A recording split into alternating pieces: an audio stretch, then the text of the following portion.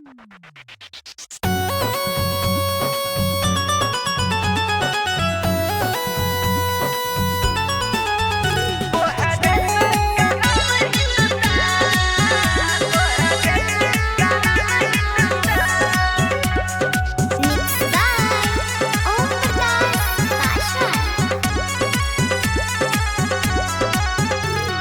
वतन के लिए देते जान, अपने वतन के लिए देते जान।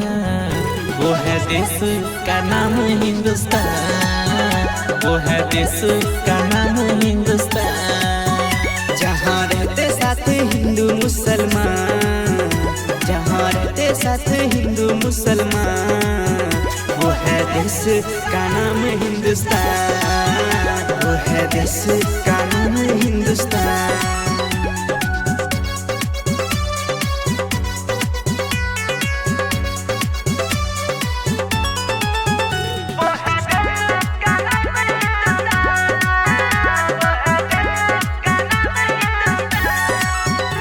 ये झंडा है अपनी आजाद की निशानी, इसके लिए कितने दी कुर्बानी।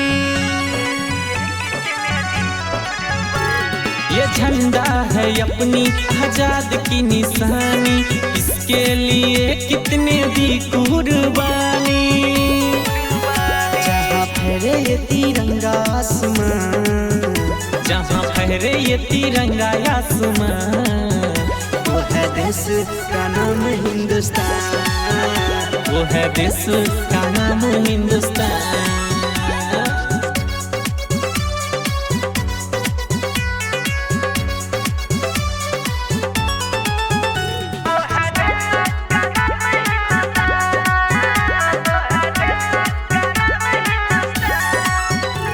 ये नदियाँ ये झाड़ी ये खेत हमारी, खुशी से झूमते हैं सब नर नारी। ये नदियाँ ये झाड़ी ये खेत हमारी, खुशी से झूमते हैं सब नर नारी। कृष्णा करता भारत माँ का गुणगान, राम विनय ओपी करता गुणगान।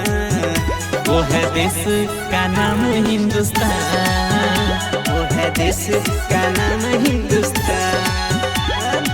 ओम डिजिटल रिकॉर्डिंग स्टूडियो बेगूसराय।